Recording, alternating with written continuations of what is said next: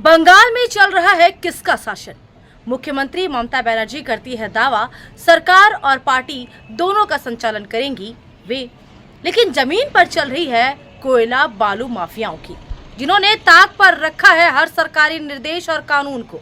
अजय नदी से खुलेआम हो रही है बालू की अवैध खनन। ये स्थिति चुनौती है पुलिस आयुक्त और मुख्यमंत्री ममता बनर्जी के लिए। आज चर्चा होगी इस मुद्दे की, कौन पड़ रहा है किस पर भारी, क्या इसके हैं कोई राजनीतिक मायने भी। आप जुड़ चुके हैं आर्थिक धारा के साथ। अभिवादन स्वीकार करें श्वेता पांडे का। चैनल को सब्सक्राइब कर लें। फिर शुरू करते हैं आज का वीडियो। बीते नवंबर तक कोयलांचल में सब कुछ चल रहा था ठीक ठाक। कोयला और बालू तस्करी थी अपने रफ्तार में। अचानक ममता हो गई आक्रामक। सीआईडी और पुलिस अधिकारियों पर बरसी जमकर। जारी हुआ सरकारी फरमान, नहीं होगी कोयला और बालू तस्करी। 2-4 दिनों तक फैला रहा अजय और दामोदर नदी के घाटों पर सन्नाटा भी। लेकिन समय के साथ ही परवान चढ़ने लगी बालू तस्करी। 4 दिन पहले अंडाल थाना पुलिस ने जब्त किए हैं बालू लदे 5 हाईवा। खूब हुआ हंगामा। अब आसनसोल के पूर्व मेयर भाजपा नेता जितेंद्र तिवारी ने जारी किया है वीडियो। दावा है वे हैं जामुड़िया में अजय नदी के दरबार डांगा घाट के इलाके की। सरकारी दावे और जमीनी हकीकत है आमने सामने। तो खंगालते हैं इस खेल के विभिन्न पहलुओं को। आखिर किसकी शह पर चल रहा है करोड़ों का ये खेल? कौन भारी पड़ रहा है ममता पर? क्या इनका है कोई राजनीतिक महत्व भी? इस मुद्दे पर चर्चा को आगे बढ़ाएं, इससे पहले देख लें पूर्व मेयर जितेंद्र तिवारी के जारी वीडियो।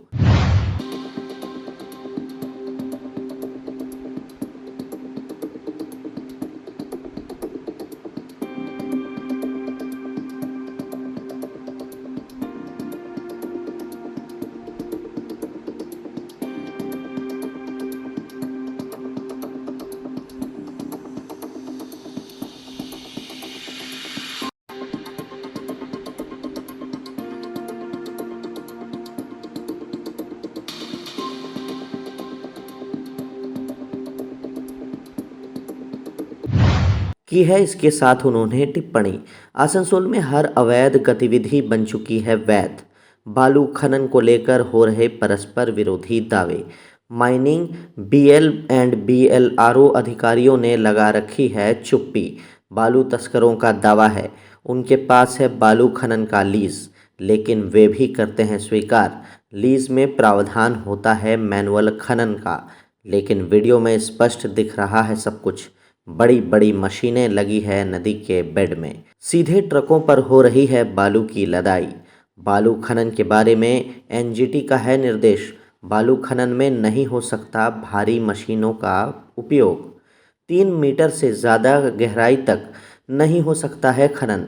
नियमित अंतराल पर माइनिंग विभाग के अधिकारियों को करना होगा लीज जमीन का निरीक्षण, ताकि नियमों के पालन की हो सके गारंटी। लेकिन सभी निर्देश रह गए हैं कागजी। ग्रामीणों का है आरोप, नदी के बीच भारी वाहन पहुंचते हैं धड़ल्ले से। नदी के बीच बनाई जाती है मनमाने ढंग से सड़कें। भारी मशीनों से लदाई होती है, भारी वाहनों पर ओवरलोडिंग। घाटों से निकलने के बाद वाहन गुजरते हैं ग्रामीण सड़कों से। सड़कें होती हैं जर्जर, बढ़ती है दुर्घटनाएं भी। सड़क मरम्मत के नाम पर चढ़ावा ग्रामीणों को देते हैं बालू माफिया। इसमें हिस्सेदारी को लेकर ग्रामीणों में होता है संघर्ष। इसका भी फायदा उठाते हैं बालू माफिया। कोयला तस्करी पर लगी है फिलहाल रोक, तो माफियाओं का सारा जोर है बालू तस्करी पर। बालू तस्करी पर ममता बनर्जी ने दिया था कड़ा निर्देश। अजय नदी से ही बालू तस्करी के लिए हटाए गए वीरभूम जिले के पुलिस अधीक्षक। जिला शासक से कराई गई जांच। भूमि विभाग के अधिकारियों को दिए गए सख्त निर्देश, लेकिन नहीं लगी लगाम बालू तस्करी पर। पश्चिम बर्धमान जिले में धड़ल्ले से चल रहा है ये गोरख धंधा। रक्षक ही बने हैं भक्षक। पुलिस अधिकारियों के स्तर से हो रहा है बालू तस्करी का संचालन, तो कौन नियंत्रित करेगा इसे? साल 2026 में राज्य में होने वाले हैं विधानसभा के चुनाव। पूरी ताकत लगा रखी है भाजपा ने। दिल्ली फतह के बाद पश्चिम बंगाल है आखिरी लक्ष्य। राजनीतिक परिस्थिति जा रही है साल 2009 और 10 की तरफ। वामपंथी सरकार के अंतिम वर्षों में पार्टी पर भारी पड़ने लगे थे पुलिस अधिकारी। खुलेआम चल रही थी कोयला और बालू की तस्करी। जनता ने भी साल 2011 के विधानसभा चुनाव में उखाड़ फेंका 34 साल से काबिज वाम मोर्चा को। शासन में आने के बाद से ही ममता ने बना रखी है अपनी रणनीति। पार्टी नेताओं, पुलिस प्रशासनिक अधिकारियों को करती है बैलेंस। दोनों की प्रशंसा और मलालत करती है सार्वजनिक रूप से। इस कारण बेलगाम हो गए हैं कुछ पुलिस और प्रशासनिक अधिकारी। मुख्यमंत्री कई बार सार्वजनिक मंचों पर दे चुकी हैं चेतावनी। पुलिस और प्रशासनिक अधिकारी शामिल हैं सरकारी संपत्ति की लूट में। कोयला तस्करी में भी सीबीआई ने आईपीएस स्तर के अधिकारियों से की है पूछताछ। ईडी ने भी बुलाया था आधा दर्जन आईपीएस अधिकारियों को। इंस्पेक्टर स्तर के अधिकारी हुए थे गिरफ्तार। इसके बाद भी पुलिस अधिकारियों का नहीं टूटा है मनोबल।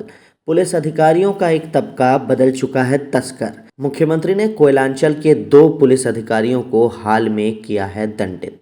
इसके बाद भी अधिकारियों में नहीं आया है कोई सुधार। एक पुलिस अधिकारी ने संभाल रखी है बालू तस्करी की कमान।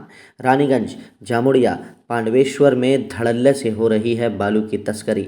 स्थानीय तृणमूल नेताओं का संरक्षण है। उनकी भी सोच हो गई है वामपंथी नेताओं की तरह। कभी नहीं जाएगी उनकी सरकार। मिली है छूट, जितना लूट सको लूट लो। अंडाल ने 4 दिन पहले जब्त किया बालू लदे 5 वाहनों को। चालकों ने स्वीकार किया था मीडिया कर्मियों के सामने, नहीं है उनके पास कोई कागजात। मालिक के निर्देश पर पहुंचाते हैं बालू लदे वाहनों को।